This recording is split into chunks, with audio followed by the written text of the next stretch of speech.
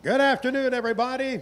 Welcome to the Historic Farm Days Parade on this wonderful, beautiful Saturday. You been having a good time? Yeah. It's the most fun you can have with your clothes on, right, Russell? Max Armstrong here alongside Russell Boer and Carl Downs. Carl, good to see you here one more time. Good to see you as well, Max. Good to see Russell here this afternoon. Russell, you want to just offer a word or two here and introduce our national anthem? Well, I can if we're ready here. We got the I&I boys going to do our national anthem for us. And what we can do, if everybody would please rise, remove your hats, and face the flag right there on the middle of the track, Miss Nora Forries from Hanover, Wisconsin now. We will now have our I&I boys sing our national anthem.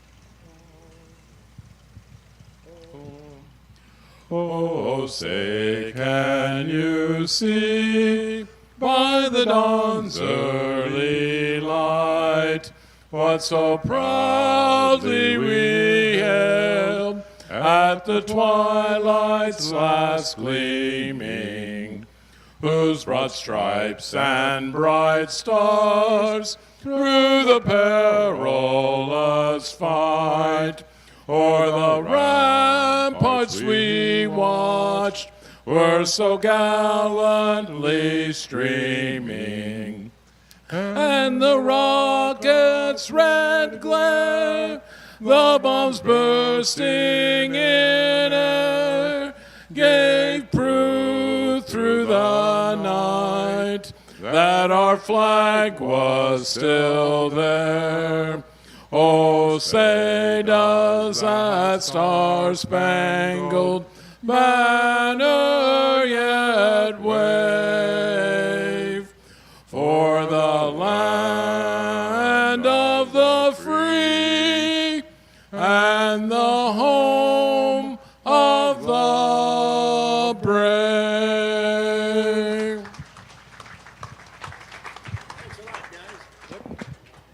Thank you very much, guys. We really appreciate it. Nora Forries there with the flag tractor, the tribute patriotic tractor with the flag. Thank you so much. Yeah, we got a bunch of Farmalls coming along here in a minute, Carl, and the Armstrong 560 is going to help lead the pack. Kyle Rexing from Evansville, Indiana. The Rexing's farm down there, just a little bit north of Evansville, and he consented to drive my 560 that spent most of its life before restoration in the southwestern part of Indiana. How long ago was that restored, Max? It was 10 years ago, Carl, 10 years ago this year that the FFA chapter at Fairbury, Prairie Central High School, did the restoration on my dad's 560. And they did a wonderful job, and we've always been appreciative to be able to take it, show it, and help tell the story of agriculture and get an appreciation of some of these great machines. It's always nice to see the vocational stuff being pushed in the schools yet. I tell you what, some of those chapters that are involved in the FFA Tractor Restoration Contest really get into it, and it paves the way for careers for some of those young people. Absolutely. It's a very competitive market right now, as everyone's looking for qualified technicians no matter what the field is. And the fellow on this next tractor was just talking with me about that a few minutes ago. This is cousin Denny Simpson from down in Owensville, Indiana, southern Indiana, driving my dad's Super H. Denny saw a lot of that when he and I were both younger men. We got to see that tractor. Denny, thanks for coming up to help handle the chores. Hit that horn for us there. I don't know if he can hear me. Everybody thinks that the horn button is the starter button. There we go. There he found it, yeah. That's an international truck horn, by the way. Thanks to Mr. Larry Eipers, who put that on a few years ago. Now I believe this is the 656 raffle tractor, isn't it, 856. 856 Wheatland. Stan Hardwick from over at Fisherway is driving it, and he's got them raffle tickets right in his hand, and there's just a few left, and they're going to give that thing away tomorrow afternoon. So somebody's going to walk away with that 856 Wheatland, original shape. It's got an M&W turbo on it. So help yourself to some tickets while you still can. One of a kind right there. Well, they're a limited number, only 250 if I remember correctly, and there was 150 or so sold yet by yesterday. So, oh, here we got some more of the V8 power here.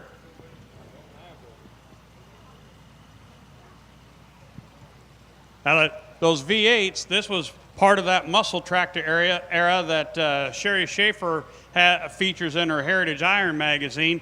Actually, the V8 block used there, I believe, started out as a truck gas block, and to try to keep up with cubic inches and horsepower, they converted it to diesel. It kind of created some reliability issues initially. Had the 4 to 8 in the pump, so you would idle with 4 cylinders, and once you put it under power, it'd kick in all 8. And that was in the top 2 things that you fixed when you got one of those.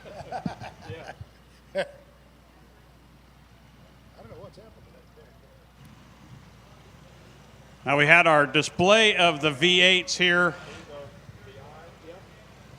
earlier today. We had Chad Colby get the picture with the drone, and going to spread that throughout the social media. I have a feeling we'll get to see that photo time and time again. A great aerial shot that Chad took.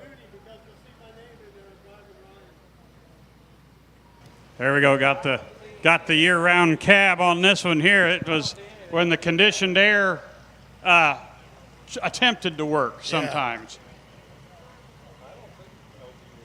You can see tractor radio antennas, or what was once an antenna, sticking up there.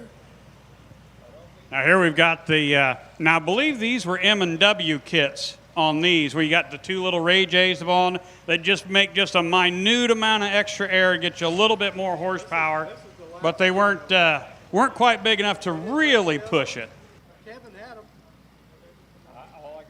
You mentioned M&W. Elmo Minor, the M of M&W, was at a couple of our early shows of the half century of progress. Elmo came out. It was a real honor to have him here.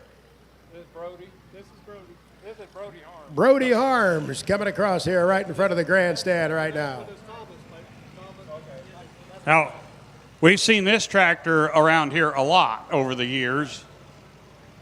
Dirk and Derek ran it in the NA class for a long, long time. Here we got 3rd generation of Harms on it now. This is JC's son-in-law now. JC Reitmeyer's son-in-law that's driving his 1568. Go ahead. Right there we have Mr. Thomas driving that thing of JC Reitmeyer, that 1568. Austin must be busy, so he put his son-in-law out there.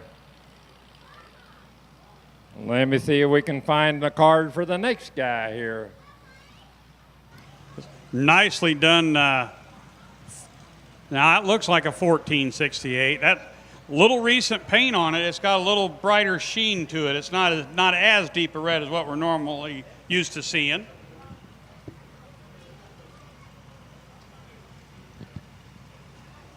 $555 cubic inches on the V8.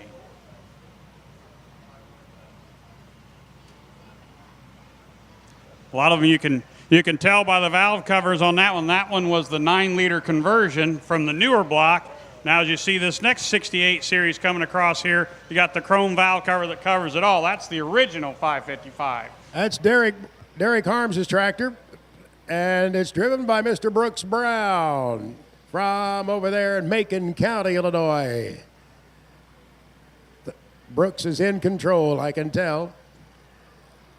Grandson of Mr. Darius Harms. Well, it looks like we got Andy Boer on a 1568 and all the grandkids, Russell. Well, that looks like one of the Harms tractors right there. Imagine that, another international from the Harms family. Yeah, that's a strange thing, isn't it? Looks like we got Max and Annie helping him. Yep. Now this looks like we got Jeff Suits on Tony Clare's V8. Now, I thought this one had the 9-liter conversion in it. I think it still does. Yeah. Jeff Suits from downtown Daly in the big metropolis.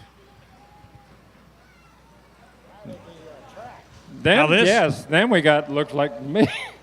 Now this is From another Neoga. 9-liter conversion. I think this is a Haney tractor out of that Effingham Siegel Neoga area.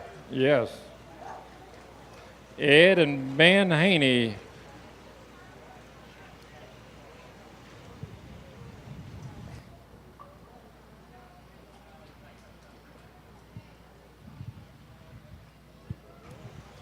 Now, it's been a few years since we've had the V8s through here. I remember we had the all V8 pull a few years ago. This is John Frederickson's tractor going across the stripe here. Dylan Janssen driving that 1568, 1974 tractor. There's another John Frederickson tractor. Like, he's got her decked out with all the extra chrome. And Dave Cobb. Dave Cobb driving, yep. Good to see Dave out and about. Dave, also another avid international man. Connor Will from Newton, Illinois, with a 1972, 1468, but not just any one. That's the 17th one made. That looks like it's actually been out working a little bit, too. It's got, got the appropriate dirt on it.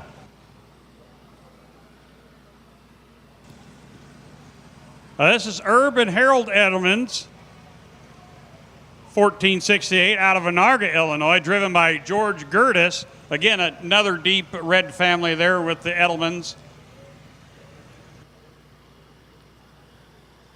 And next in the starting lineup, J.C. Reitmeyer.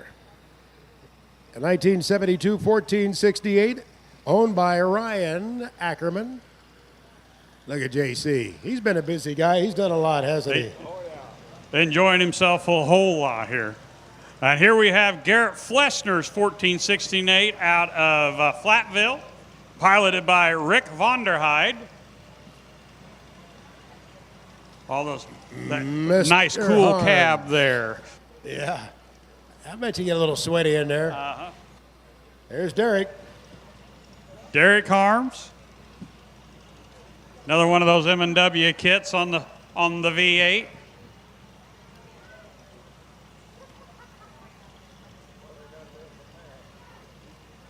Now we are hosting an all V8 class this evening at the tractor pull here in front of the grandstand at 5 o'clock. So if you are an avid fan of these V8 tractors.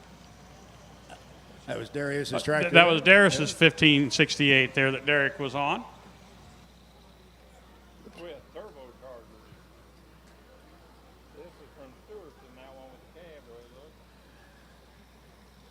All right, here they've got the 1068. But Dane Baumgarten's out of Stewartson, driven by Jake Baumgarten. And I believe that was the one with the cab with the twin turbos on it. Here we got the official canopy here. Got all the nice heat shields polished up. That's a lot of extra work keeping all that shiny on there, I tell you. Here's a good-looking 450, 1958 450. Mr. Roger Musson, Liam Ryan, Haley Ryan, Sodoris, Illinois. How many generations down is that, Roger? Which second, third, or fourth cousins? Roger does so much around the showgrounds here. Major contributor. 1953 Farmall Super M with a wide front end. Wayne Erdman owns this tractor. It's driven by his granddaughter, Anna Lewandowski. That's pretty close. Thanks for pointing that out. Been married less than a year. I never did that to you, Carl. You're just a mean man.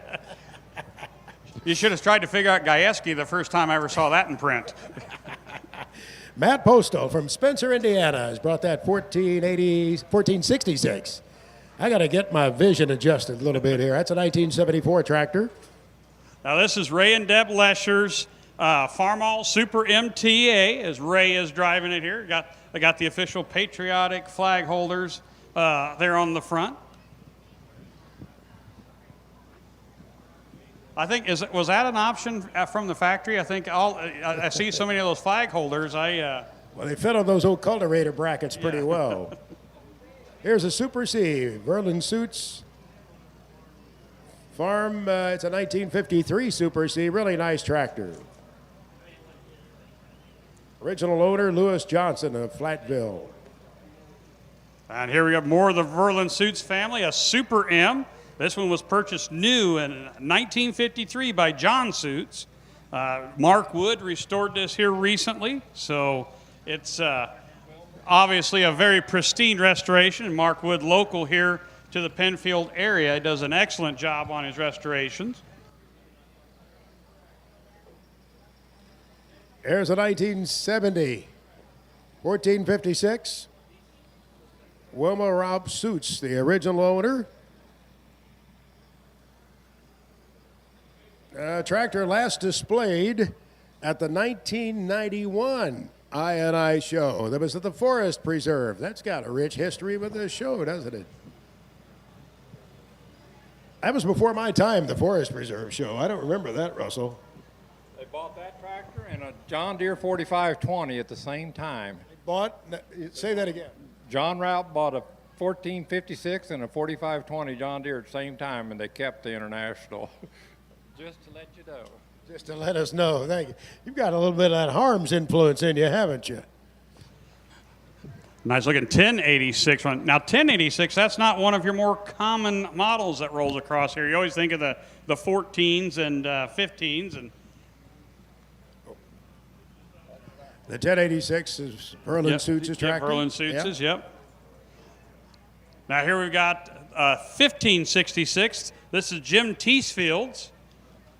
This one's had some TLC over the years. And on that 1086, those are original tires there on the rear. How do you like that? Just about ready to be cut, right, Russell?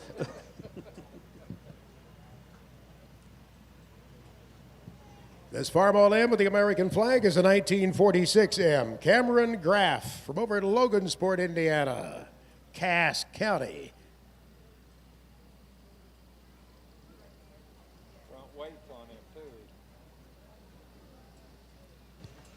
Got the flag set up.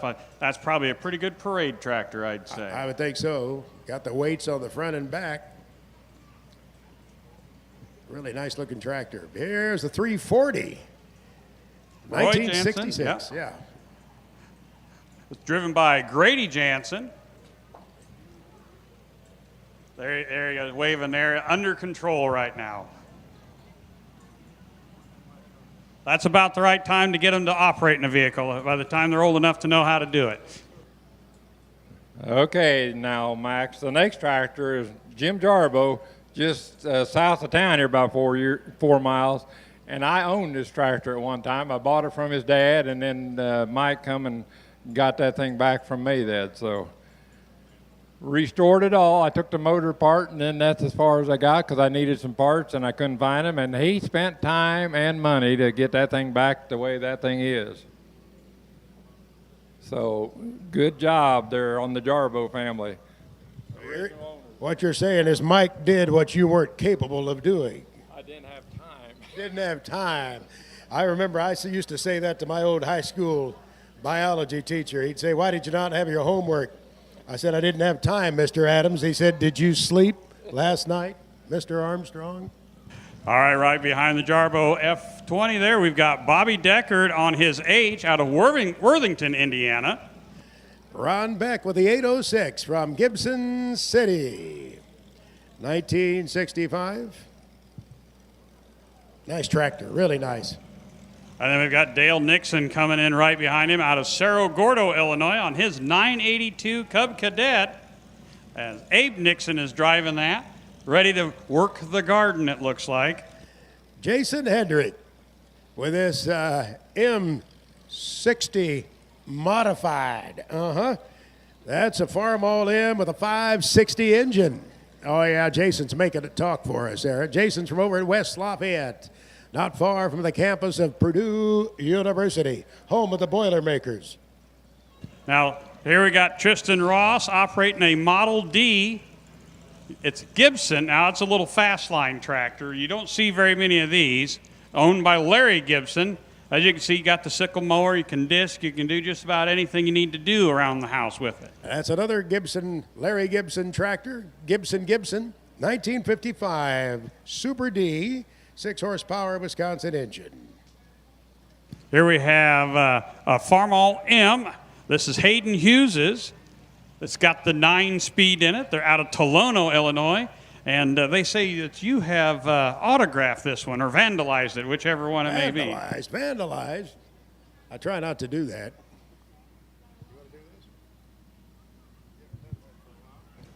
Nice looking Super MTA here, Russell. Yeah, 1954. Larry Zabel from Dwight, Illinois, was with Dad when he traded his M in for this Super MTA, and he was 14 years old, so he remembers the day that they bought that tractor right there. All right, next we've got David Trinkle out of Farmer City, Illinois, a 682 Cub Cadet, bought from George Dunn IH in Farmer City. Here's Mr. Maurice Will from Newton with the 1945 Farmall M. Black muffler just kind of sets that off nicely. I don't think they came with a black muffler, did they? Did they ever come with a black muffler on them? I would have assumed that'd been galvanized, wouldn't it? I would think so, but some of the old black and white photos, they look black. If you look at some of them, and then some of them had some white bars on the grill too, and I don't know if that was right. And right behind him is Maurice's Cub Lowboy 1965 vintage out of Newton.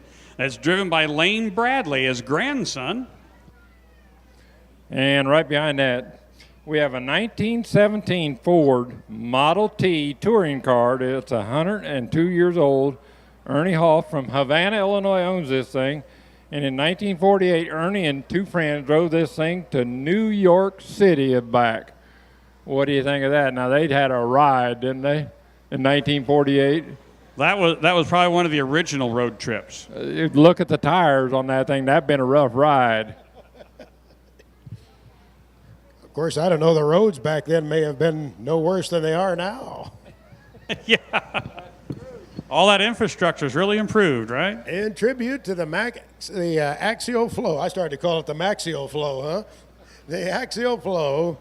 Here's a 1460 axial flow combine. Matt Fry from Pocahontas is the driver. Jerome Ripperda. This was the first of the 300 hand-built prototypes. 1977. My goodness. Carried on into today's technology yet. I remember when they had the axial flow debut, a lot of dealers had field days. They had a red windbreaker that they would distribute out there, and boy, I wore that thing for years. Kind of stood out in the crowd in Chicago in my red windbreaker. And here we've got a 1974 615 combine owned by Billy, Laura, and Bonnie Latchford out of Northwest Missouri. Now this thing will be shelling corn at the Half Century of Progress coming up in August. Hopefully it'll be cool at the time. Could get a little toasty in the cab. Some of those mounted pickers can get a little warm in there too. Here's a Super A, 1954 Super A, owned by Rick and Kathy Garner, and Travis is driving it from down at Patoka. That's the where you have the big pumping station for the pipeline down there. Patoka, Illinois, not to be confused with Patoka, Indiana. It was originally bought in Alabama. And ladies and gentlemen, that does look like none other than Honest Abe. That's right. We got Abe Lincoln right here. He's not going to the theater tonight, I tell you. Wonder, you think he would run? Would he get elected again? I think it'd be a landslide win. What do you think? I don't know if we should ask him what he thinks about things happening today compared to 1865. There we had Steve Boer on his 1939 M. It was a parts tractor. It took Steve 8 months to completely restore this tractor. Got the fenders on there. Some states required them, back in the era. I think in Wisconsin you had to have fenders on an H&M. They weren't required, I don't believe, in Indiana. Here's a 560, 1962 560, Casey Allman from Greencastle, Indiana. Got the spinner knob on there that allows you to just twirl on the end of the land and drop her back in. Real easy. All right, here's Chuck Haney's IH 560. Now this would make a good parade tractor. You got the rumble seat or in-law seat, depending on your disposition here. Make for the good tractor rides that way.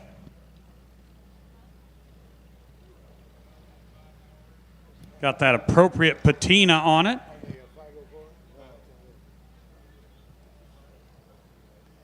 Coming up is a 504. I think maybe it's a 1964. Not sure. That's Chuck Haney's tractor from Toledo. Not Holy Toledo. Yeah, that's a nice little tractor. I've got a 404.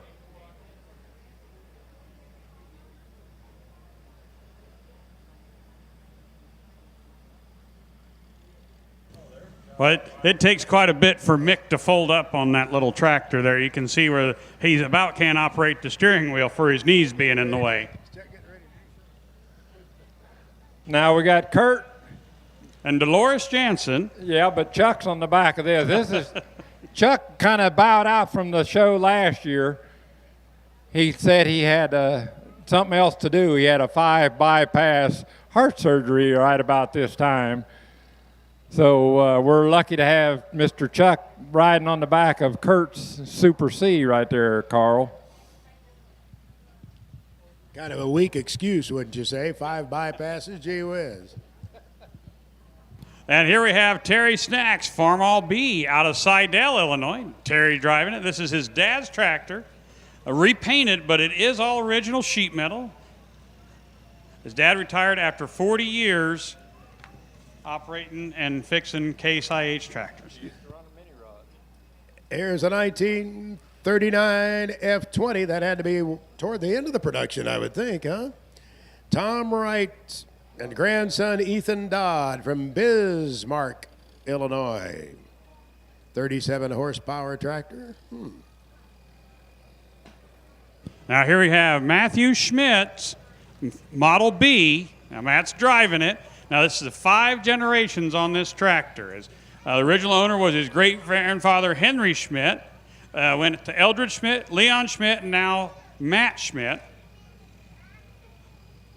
That was his doodle bug. The doodle bug? That was Henry's doodle bug.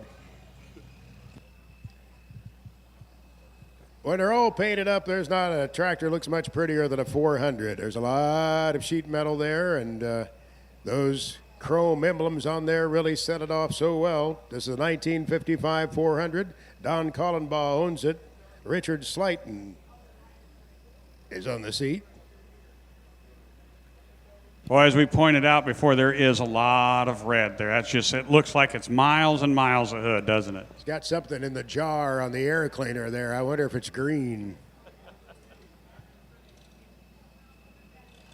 And here we have Bob Miles's 76 International 1466 with the front wheel assist out of Collison, Illinois, driven by Abby Hawkins.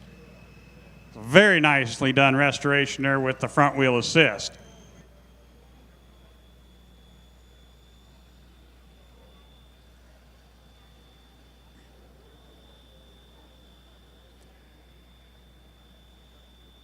Here's a 1947 Farmall M. Matt Postal of Freedom owns it. Louis Dersch, Keystone Turbo. Yeah, Keystone, Pennsylvania, they made a turbo. Oh, hold on. Explain this, Russell. Yeah, that down in Keystone, Pennsylvania, they made a turbo kit for an M, and a few guys have been putting them on. They like that little extra horsepower. That's got an M&W throttle on it, I can tell from here. Now, Carl, you probably can't make that out from here, but that's... No, I can't. We spent a lot of time behind Yeah. that throttle, wide open. There we got Craig Roller out of Seidel, Illinois, on his Super M. So no, I didn't get the opportunity to run the M's very much in my time. You needed to run run one on the cultivator for quite some time. Yeah, Russell said you needed to have one on a cultivator for quite some time in the summer. Afternoon, a little bit after lunchtime. You'd stayed out too late the night before, you get a little drowsy. There goes the end row. Tom Garner, Pinckneyville, Illinois on the Cub, 1969 Cub. Tom is driving it. Boy, that's pretty. That sun shines off that hood, doesn't it? Yeah, you could definitely tell there's nicely done paint job there when it gleams like that Really in the is. sun. Boy, that'd be so easy to take around to a show, to take to a parade. Oh, yeah, just a little car trailer will get you anywhere you need to be with that. When we retire, that's what I'll put my wife on, something like that. Good thinking, Max. She'll probably want the bigger tractor. All right, here we have Walt Kelly's 1925 1020 out of Brookston, Indiana. Actually, an electric start. That's kind of an unusual for something in that vintage. 1020 model, I'd assume that we would have had 10 at the drawbar and 20 at the flywheel then, right, Russell? At the At the belt, okay. And they got creative when they wanted to quit cranking, so they put an electric start. Here's Everett Howard from up at Elwood with the Elwood. That's a 1958 560 repowered in 1980 with an IHC combine engine. That's a 715 combine engine. Then he added a turbo, and now he has 120 horsepower. And then he added that Elwood front end, that front end assist in 1980. That's just souped up all the way around. And I think it's been in the field recently, hasn't it? I thought he said it had been in the field recently. Here we have Glenn Kalman on his Model B out of Olney, Illinois. This is Glenn driving it, actually. He restored it in 2013. Got the umbrella on there. This would definitely be a nice little parade tractor. Yeah, when you were crawling across the field with that 4-row cultivator in the heat of summer, well, not a 4-row on this one, but a 4-row on an M or Super M, boy, that umbrella came in handy. That sun beating down on you. This 1256 is Jeremy McGee from Newman. It's a 1968 tractor, but with a little extra touch from Yoder Implement at Arthur, Illinois. 500 original hours. 300 feet at a time. Okay, I get it. I could even figure that out myself, Carl. All right, here we have Andy Badoli out of Buffalo, Illinois on his 560. Got the four bottom plow behind it. Andy, quite a collector over there in that neck of the woods. He and his uncle Darrell, they've got quite a collection of numerous colors over there. Boy, it makes a nice combination, doesn't it, the 560 and that plow? Yeah, really nice looking. 560 diesel is yes, Russell wasn't going to let me get away with that. Kind of making fun of the fact I guess I just have a 560 regular. Thanks. Appreciate that, Russell. This 660 with the front wheel assist is Andy Badoli's tractor. Jacob is on the seat there, I believe, in control.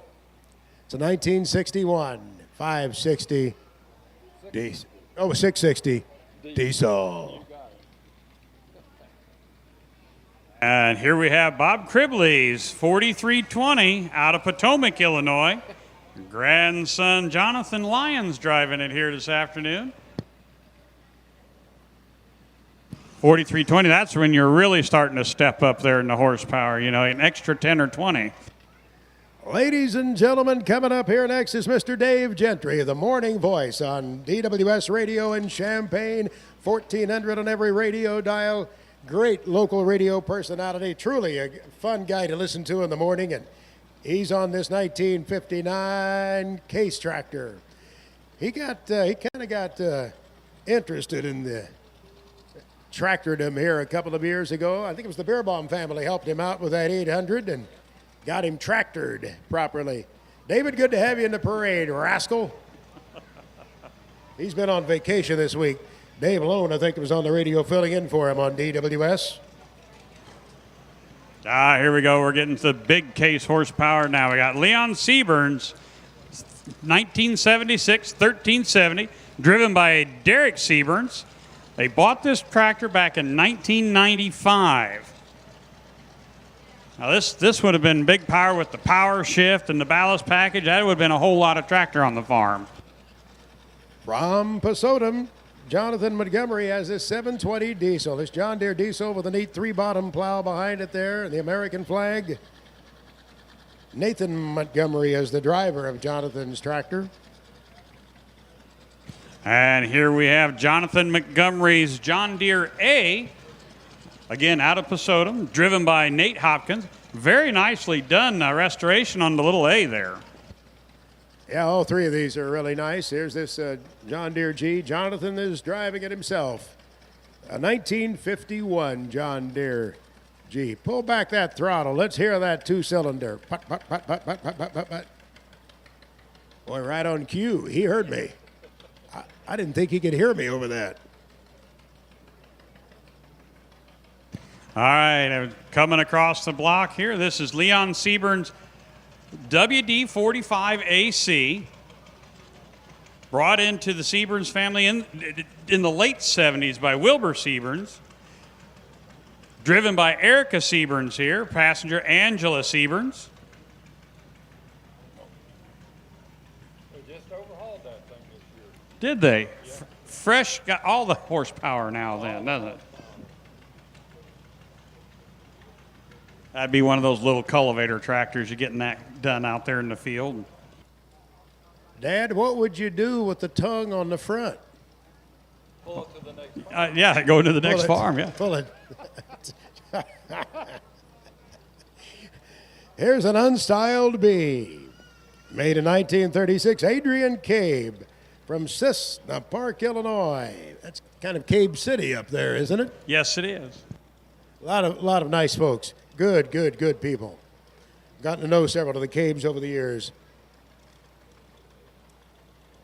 Now we've got Travis Cabe's 720 diesel, and he's pulling an RWA disc, piloted by Peyton Cabe.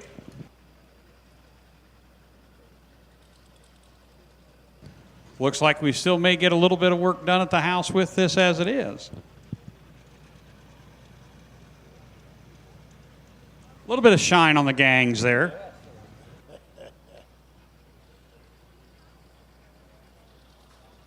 Here's a tractor from Maryville, Tennessee.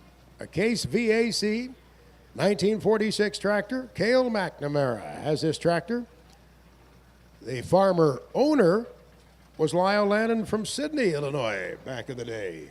So I wonder if it's gone to Tennessee and come back, or if it's just always stayed in the area.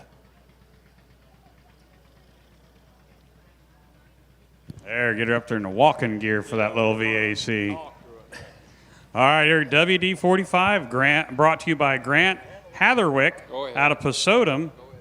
Now, this tractor was purchased new by great-grandpa.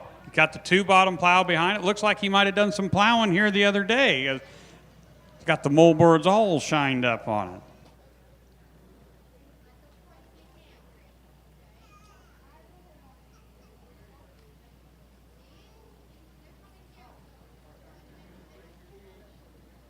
Jacob Purcell from Whiteheath, Illinois, with an Allis-Chalmers C, made in 1947.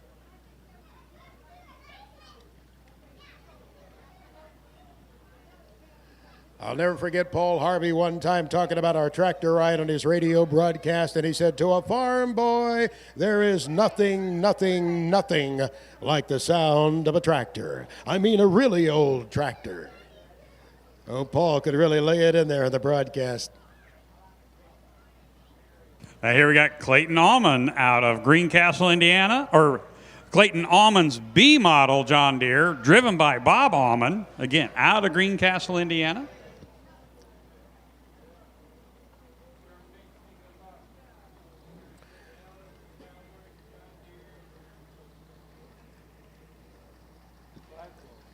Carl, there's a phone call coming in for you. Is that your bookie or your broker? It could be a little bit of both. 1938 John Deere D, driven by Dylan Earl. Co-pilot Cade McMath. Clinton, Illinois is the home to that John Deere D. Boy, we've got great geographical representation for these tractors today. All over Illinois and other states, too. Here we got the nice-looking 8N Ford. Will Stout's 8N out of Danville, Illinois, driven by Will Stout. The backbone of the country, our infrastructure built by the 8N Fords. Well, no, that's a little bit of exaggeration there, I think. A Farmall guy might challenge you on that just a little bit, Carl. We'll have to go look through the history then, won't we? That's what you get from a tractor pull announcer. Here's David Brown Tractor 995D. David Owens owns this from Oakwood, Illinois. That's a 1978 David Brown. Were they all made in England? I think so. That's where they all started. Russell believes they were all made in England. That's where it all started.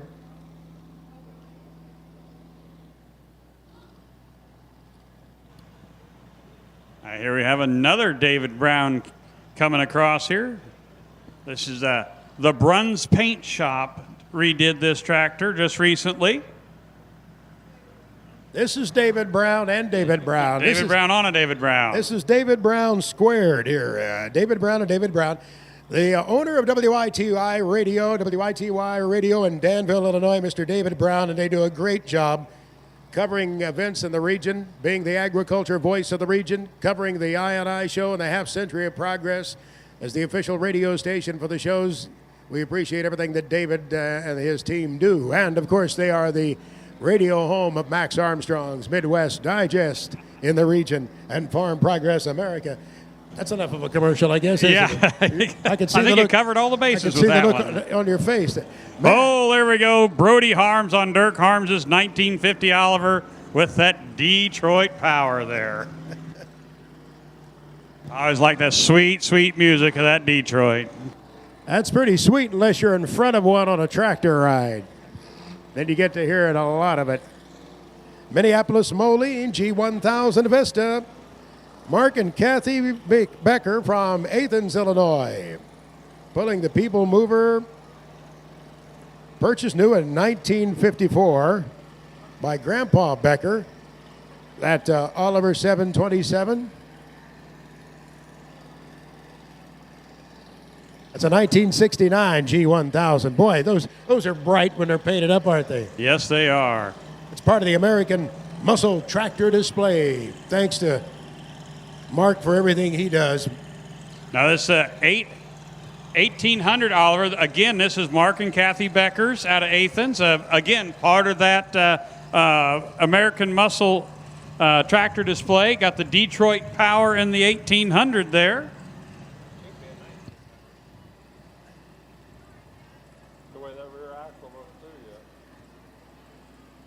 Oh, you're right, Russell. That was a 1900. He caught me on that one, didn't he? He caught you by the axle on that one. He did. Yes, he did. Let me rephrase that. He caught it by looking at the axle. All right, there we go. 1966 International 1206. Rich Bergeson's tractor from Ransom. Really a pretty 1206.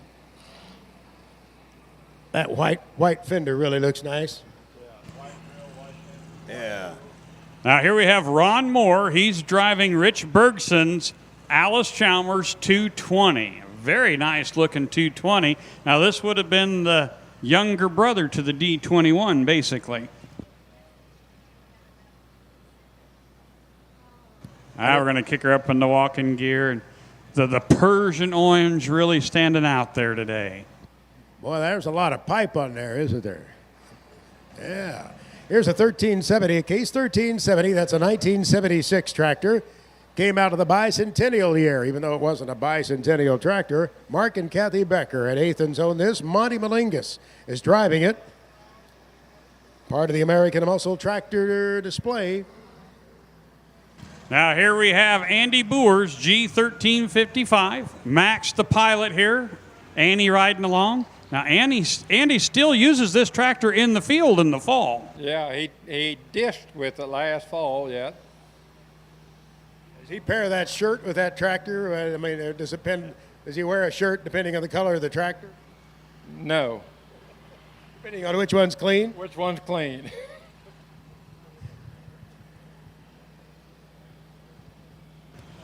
All right, here we have Rich Waller. This is Rich's 4020. Now, this is the one that he won in the raffle. has had it back every year since he's won at the raffle. Driven by Jack Grady and Rush Little out of Sidney, Illinois. I think it was it 5 years ago, I think it was, when he won this tractor. This was an I&I raffle tractor. Rich won it at the raffle, it's like 5 years ago, wasn't it, Russell? I'd say so. Yeah, roughly, yeah. Does pretty well in the plow classes here in the evenings. Here's a Pontiac tractor, John Deere 620, made in 1957. Third and fourth generations of the Hassinger family owning this tractor. Joe and Addison. Larry and Joe own it. Joe and Addison in control there on the seat. Boy, get them hooked in early. Yes, indeed. She's got a green ribbon on her hair. Absolutely. Look at that. That's hard to miss. She's got that. She's got the queen wave down, doesn't she? She'll know how to do that in the parades, won't she? That's right. Put her in the politician limousine that's going around the grounds. You seen that, Russell, the politician limousine? Yes. Motorized manure spreader. Goes 70 miles an hour. Did you hear that? It can go 70. Well, they need to go fast to spread it far. They got to go fast. That's right. Here we have the Bain families, row crop Oliver 70, driven by W.M. Bain. Tractor was sold by the Bain Brothers Implement. Got the nice cart behind it. This would definitely be a nice parade vehicle here. It would be. Bill took a real nice picture of that a few years ago in a field of sunflowers. The sunflowers were in the background, and boy, it was a pretty and memorable shot. That would stand out. I would think so. So there's a lesson there. If you've got a tractor, you really want to photograph it well, put a few sunflowers in behind the place. I'll put that in the old memory banks there, Max. I can just see Carl putting out sunflowers. John Baum from Appleton, Wisconsin, has a soft spot in his heart for the Sears tractors. He's got a wonderful collection that he's brought so many times, and this is the 1939 Sears Roebuck Economy model, only 500 ever built, with a Ford model engine. He has that 40-foot trailer with a lot of Sears stuff on it, by all means. The former chief executive officer of Sears, who lived down the block from me up in Naperville one time, said, Max, we didn't do very well selling tractors. That wasn't our thing. They did pretty well for a lot of years, selling a lot of things, but there's a company that's hit on hard times. Yeah. Well, you could buy that right out of the Sears and Roebuck catalog that came to your door in the mail. A lot of things you could buy out of that catalog. You could buy a house. Of course, we'd get that wish book in September, and we'd start market that thing up pretty heavily. I wanted that Mattel six-shooter with the greeny stickum caps. Here we got Dick Jordan out of Anaga, Illinois, with his 2000 model Ford. Looks like he's set up for parading and tractor riding as well with the rumble seat back there. One of the slow boys up there, Gilman. One of the slow boys? Okay. Iroquois County. At Allis-Chalmers B, Neva Wallace from Stilesville, Indiana. Ashley and Neva own this. I believe they're there together, aren't they? We appreciate those folks coming all the way from Stilesville. I'm going to have to check my Indiana map. I'm not real sure where Stilesville is. Close to Indianapolis? They always had a big auction there. There was always a big auction at Stilesville. And here we got Dudley Wallace coming out of Stilesville as well. WD Allis-Chalmers got the three-bottom quick hitch on there. Looking to shine those mold boards up. Look at those weights on there. Well, you'd need that much ballast for that much plow. Glenn Cap from Newton, Jasper County, Illinois. That's a D17 made in 1960. Doggone it, that's pretty. He's got a lot of implements to go with his Alice. He has a lot of implements to go with his Alice's. I have it by reliable sources. No fake news. Right, Russell? Do what? No fake news here, right? No fake news. It's all true. Here we have Wes Armstrong driving the Armstrong family 333 Standard Massey Harris out of El Paso, Illinois. essentially just a 33 Massey with the model upgrades to keep the how should we say, the line going through the years. They put that hood ornament out there on the grill. Oh, wait a minute. What's that? They put that ornament out there on the grill, and that was about the main thing they did to make it the model change, okay? Put another number on it. Well, that's not much of a change then, is it? Oh, yeah. Here's a Massey LP 444 LP Standard, also out of the Armstrong family, 1957 tractor, and you will not see many of these. Well, you may not see another one because it's one of 8 known out there. James Roberts looking out over the LP tank, taking it down the track. Now here we have Noah Mockbee's Model B John Deere, driven by Owen Mockbee. Now this is the first of 37 tractors that were owned by the Mockbee family, or Mockbee Brothers Farms, and all 37 of those antique tractors still work on the farm. And here's another B from the Mockbee family. Jacob owns it. Jonathan is driving it. I think that's a team effort there. 1952 John Deere B. And here we've got Mike Mockbee on Jonathan Mockbee's case, and I think that is a DC. That would have a chicken roost. You can see that chicken roost over there on the other. I wonder if he's got a chicken on the roost. About a 48, but it got the older steering on it. Yeah. Now this tractor they use annually to harvest pumpkins over there. Here's a 1949 H Noah Mockbee from Rossville. Jackson Miller is the driver. Homemade wide front end on it, yeah. Look at that sickle bar mower. Man, you could cut up a snake with that out there in the pasture. Like them little baby moon hubcaps. Oh yeah, look at the baby moon hubcaps on the front. I hadn't seen that, Russell. All right, here we got Jacob Mockbee on Owen Mockbee's International M.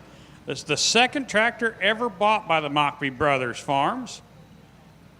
It was a scoop tractor, as they'd say, south of I-70. That's why they got that Balin power steering up there on it.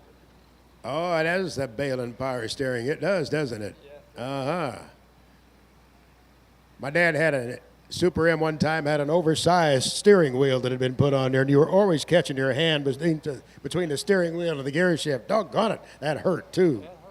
There's a 1973 Allis-Chalmers 7030, and that's from the Mockbee family, Noah Mockbee, and he is in the cab with the windows open. Thanks a lot for bringing those tractors from Rossville. Oh, here we have Glenn Essington, 1971 vintage 4320 John Deere. This one has full dress on it. Got the cab, got the front fenders, the heating unit, the cooling unit. I believe it might even have two-way radio in it. I see 2 antennas on the roof there. Wired to the world. A radio man would know. Yeah. Yes. Meet me at the fuel, bring fuel to the South Farm because we are out now.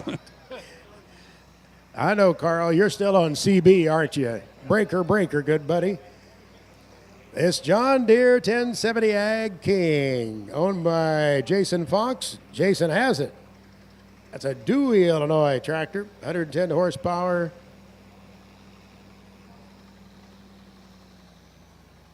Uh-huh. He's shifting right now. Standard shift transmission. Oh, it must be the 8-speed chassis as opposed to kicking her up there with the old power shift. Here we have Ryan Fox out of Dewey with his International or Farmall 806. A little gasser. Mr. Dale Franzen in the cab there with his 1086 from Dillsburg. That's a 1976 tractor. Dale, one of many guys who lend a hand around here. A lot of folks pitch in, right, Russell, to make things happen? You bet. He'll drive his 41 Chevy over here with that was his grandpa's truck. Remember that one with Thomas Bobo on the one side? That's a story. Maybe we'll get to see that one again at Duran Tool. The Thomas Burrow on one side, Thomas Bobo, it says, on the other. And here we have the Janssen brothers, 3570 Minneapolis, out of Sigel, Illinois, driven by Alan and Aaron Janssen. One of the side mount motors, big prairie tractor here. That was one of our powerful prairie plowers at the half century, wasn't it, Russell? Yeah, just say that 3 times. Powerful prairie plowers. Whoops, I already messed it up. Now, they hooked those powerful prairie rattlers to the sled one evening, and I was a little leery because we had Smithsonian-type pieces that if it broke, we couldn't get more parts, you know. They can make anything down there in Siegel on them tractors, though. You ever been to their shop, they make anything because they're working on them old things all the time. Here's another Janssen tractor. Yes.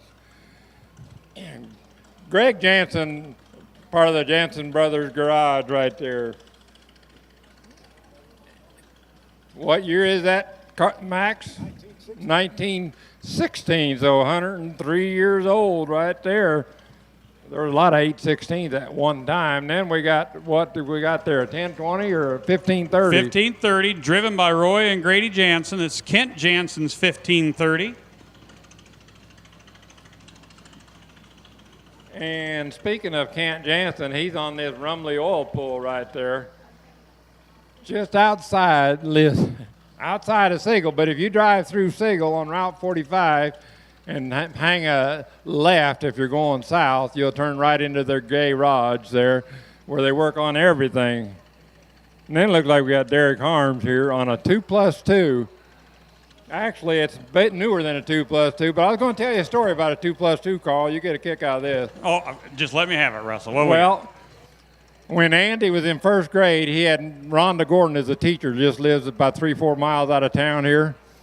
And she asked him one day, what is 2+2? And he says, a tractor, what bed's in the middle? She says, I wasn't quite looking for that answer.